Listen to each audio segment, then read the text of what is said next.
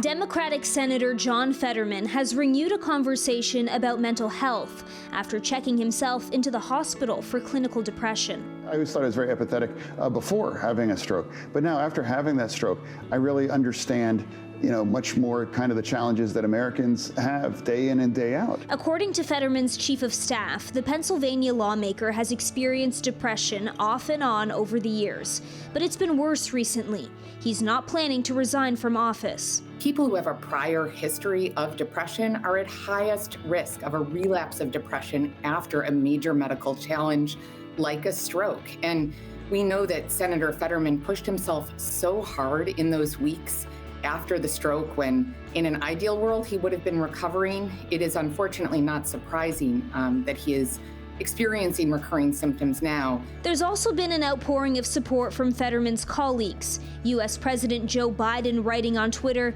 "Getting the care you need is brave and important. We're grateful to you for leading by example." This whole talk about age makes me uncomfortable.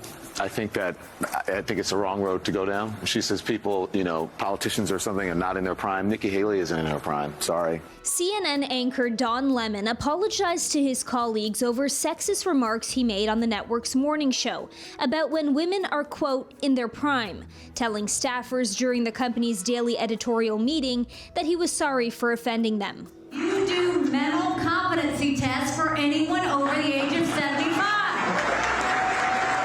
Lemon made the comments over former South Carolina Governor Nikki Haley's presidential candidacy, where she called for term limits in Congress and mental competency tests for older candidates. When a woman is considered to be in her prime in her 20s and 30s and maybe 40s. What are you talking? Wait. That's not according to me. Prime for what? It depends. I mean, it's just like prime. If you look it up, it'll say, if you Google when is a woman in her prime, it'll say 20s, 30s, and 40s. I don't necessarily. 40s. So I got another. I'm not saying decade. I agree with that. The comments were met with pushback from his co-anchors, but Lemon kept advancing his argument, even doubling down on it in a segment in the following hour. Haley herself weighed in on Twitter saying, "To be clear, I'm not calling for competency tests for sexist middle-aged CNN anchors." Lemon also apologized for his remarks in a tweet saying his comments were inartful and irrelevant. You picked a hell of a year to start following the PGA Tour. A federal judge has ruled the head of Saudi Arabia's sovereign wealth fund, the financial backer of LIV Golf, must sit for depositions and produce documents in LIV Golf's antitrust lawsuit against the PGA Tour. The decision is a major victory for the PGA Tour, and should the ruling hold, it would give unprecedented access into the business dealings of the sovereign wealth fund, which Saudi Arabia has long fought to keep secret. Any trial in the lawsuit would not be until at least January 2024. There is a power struggle going on in golf.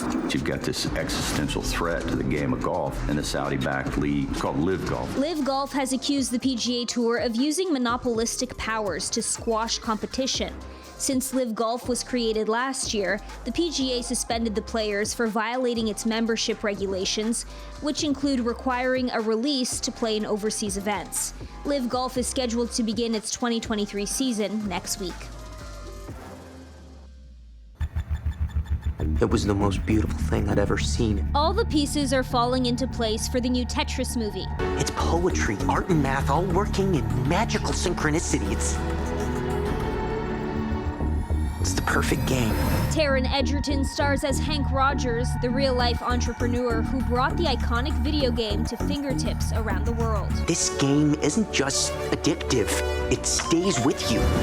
This is a once-in-a-lifetime opportunity. Hank, only 10 other people in the world have seen what you're about to see. It's called the Game Boy.